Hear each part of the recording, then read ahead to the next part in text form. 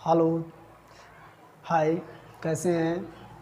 चलिए आज हम आपके बीच में एक्सेल का फोर्थ क्लासेस में वेरी वेरी इम्पॉर्टेंट टॉपिक जो आई थिंक आप लोग जानते होंगे, फिर भी हम आप क्लियर करना चाह रहे हैं क्या है। तो आज जो हम टॉपिक लेके आए हैं वो है आपका कस्टम लिस्ट।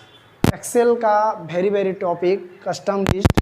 कस्टम लिस्ट क्या, तो इसके देखेंगे होता क्या चीज़ है।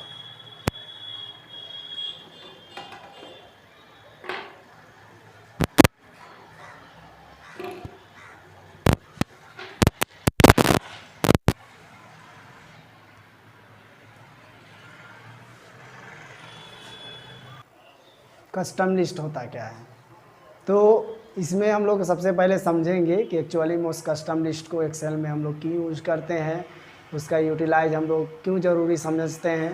तो जैसे मान के चलिए कि आप किसी कंपनी में काम कर रहे हो, ख़ास करके देखो होता क्या चीज़ है कि एक्सेल का यूज ज़्यादातर मैक्सिमम जो है बड़े बड़े कंपनियां में data operating, data reporting, data entry के तौर पर किया जाता है। और एक्सेल बहुत बड़ा चीज़ है, जैसे हमने बहुत बार डिस्कस किया है कि एक्सेल का कोई अंत नहीं है, एक्सेल का कोई ये लिमिट नहीं है। आप जिस तरह से डाटा को मोड़ना चाहते हैं, बनाना चाहते हैं, उस तरह से ये बन जाता है, बट उसके लिए आपको कॉन्सेप्ट होना चाहिए। तो चलिए आज कस्टम लिस्ट के बारे में जानेंगे कि मान के चलिए किसी कंपनी में 10 एम्प्लॉय, 20 एम्प्लॉय, 50 एम्प्लॉय वर्कआउट है और उस कंपनी में आपको कंप्यूटर ऑपरेटर के रूप में रख लिया गया है। अब बार बार सैलरी स्लिप बनाना पड़ रहा है या तो आपको कंप्यूटर में उसका रिपोर्ट मेंटेन करना पड़ रहा है, तो बार बार सारे एम्प्लॉय का लिस्ट का नाम आपको टाइप करना पड़ता है वन बाय वन बार। तो ऐसा क्यों ना करें कि हम उसका एक लिस्ट बना दें और किसी एक पर्सन का उसमें से 50 अगर एम्प्लॉई है तो 50 एम्प्लॉई में से किसी एक एम्प्लॉई का अगर नाम लिखें और हम जब हम ड्रैग करें तो जितने भी एम्प्लॉई है वो सारे एम्प्लॉई का नाम ऑटोमेटिक मेरा लिस्ट पर ऐड हो जाए। तो अगर इस तरह से अगर आप बनाना चाहते हैं तो इसके लिए कस्टम लिस्ट के बारे में आपको जानकारी रखना ज़रूरी है। तो चलिए इसका हम लोग वीडियो देखते हैं, इसका प्रैक्टिकल नॉलेज देखते हैं सिस्टम में कि किस तरह से इसको प्रैक्टिकली करते हैं, किस तरह का इसका स्टेप फॉलो करते हैं। तो चलिए अपना कॉपी और पेन निकालिए और इसका नोट आप नोट डाउन कर लीजिए कि इसका स्टेप क्या है। तो इसका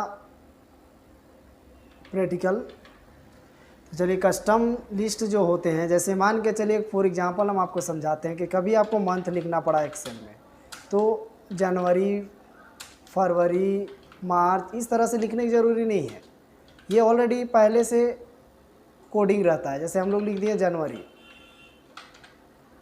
और जनवरी लिखने के बाद देखिए आपका एंगल में जो बॉक्स आया, जो टूल आया, इसका एंगल में कर्सर लेके गए हैं, देखिए चेंज हो गया, अभी का अलग है, ये अलग है। यहाँ आके जब हम ड्रैग करते हैं तो जनवरी के बाद फरवरी, फरवरी के बाद मार्च, मार्च के बाद अप्रैल, ये बाय डिफ़ॉल्ट आ जाता है। ये कहीं ना कहीं सेटिंग रहता है, और ये कोई ज़रूरी नहीं है कि ड्रैग करेंगे नीचे तो आएगा, नहीं, राइट की ओर भी ले जाइएगा तो जनवरी को सिलेक्ट करना है, जनवरी फरवरी ऑटोमेटिक आया इस टाइप से, तो इसको बोलते हैं ड्रैग करना। उसी तरह से आपका जो है कभी किसी कंपनी में आप काम कर रहे हैं, सपोज़ दैट स्टॉक आइटम ही है, जिस स्टॉक आइटम को बार बार रिपीट करना पड़ रहा है, या तो कंपनी में बहुत सारे एम्प्लॉई है जिस एम्प्लॉय को बार बार आप लिखना पड़ता है, तो क्यों ना हम उसको एक बार ही मेहनत करें और बार बार उसको जब चाहे आप लिस्ट वाइज ड्रैग कर सके। तो इसके लिए आपको क्या करना होगा, दो ऑप्शन है। पहले आपको लिस्ट को टाइप कर लेना होगा, जैसे यहाँ लिख दिए ओप्पो, सपोज स्टॉक आइटम ही है, या मोबाइल दुकान का मोबाइल का नेम है Oppo A5s, Oppo K10, Oppo K11, इस तरह से। फिर और भी कुछ लिख देते हैं, रियलमी X2 Pro, इस टाइप से।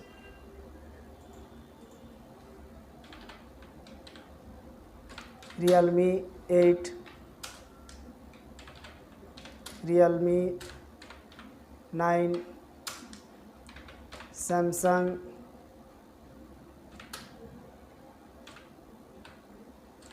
गैलेक्सी इस टाइप से।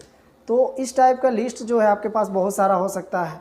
अब हम बार बार जब भी चाहे मोबाइल का स्टॉक आइटम का लिस्ट अगर टाइप करना हो तो आपके पास समय टेकन होगा।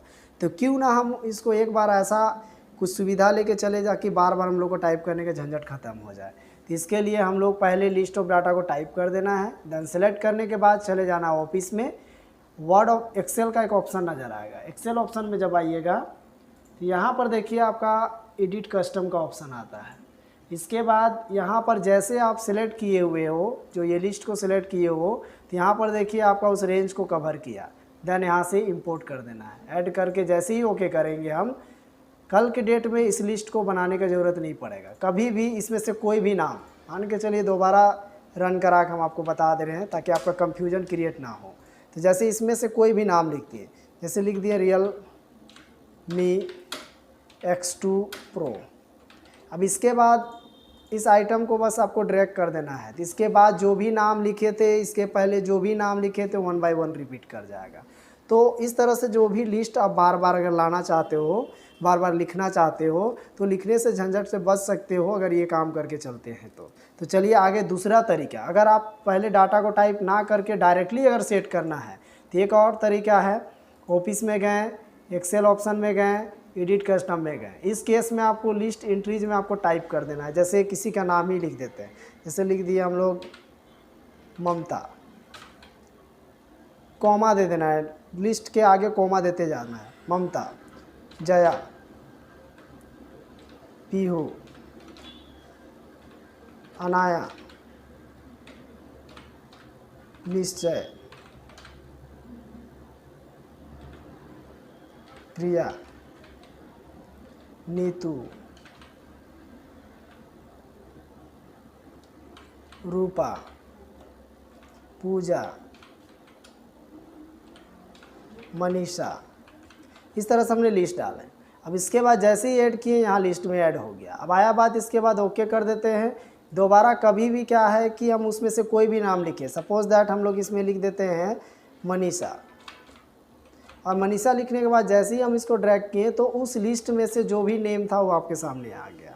तो चलिए, आई थिंक समझ में आ गया होगा और वीडियो अच्छा लगा होगा तो ज़रूर इसके लाइक करें, ज़्यादा से ज़्यादा शेयर करें, ताकि आपके जैसे जो भी इस तरह का प्रॉब्लम से जूझ रहे हैं उसको सॉर्ट आउट कर पाएँ। चलिए, आज के लिए इतना ही, धन्यवाद। नेक्स्ट वीडियो आपके बीच जल्द से जल्द लाएंगे और अच्छे टॉपिक पर डिस्कस करेंगे। चलिए, आज के लिए इतना ही।